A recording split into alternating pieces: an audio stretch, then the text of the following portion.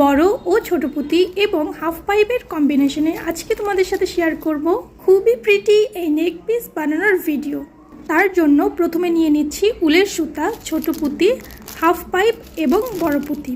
আমার কাছে চিকন সাদা সুতা ছিল না, তার জন্য উলের সুতাটা নিয়েছি। উলের এই মোটা সুতোগুলো গাঁথবার মতো সুই আমার কাছে ছিল না, তাই সুতার কিছুটা অংশে গ্লু লাগিয়ে শক্ত করে নেই, যাতে আমি সুইয়ের মতো ব্যবহার করে পুঁতিগুলো গাঁথতে পারি। আমার এই আইডিয়াটা এত ভালো কাজে দিবে আমি বুঝতে পারিনি, চাইলে তোমরাও ব্যবহার করতে পারো।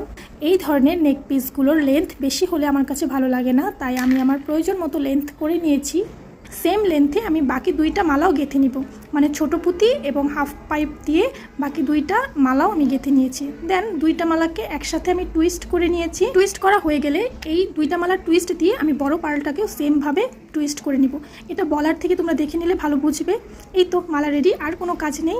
এটা দেখতে যেমন প্রিটি, বানানোটাও তার থেকে বেশি সহজ। এরকম আরও ইউনিক এবং ইজি ভিডিও দেখতে চাইলে অবশ্যই আমার পেজ পাপড়িস ক্রিয়েশনকে ফলো এবং ইউটিউব চ্যানেলকে সাবস্ক্রাইব করে রাখতে ভুলবে না। Thanks for watching, tata.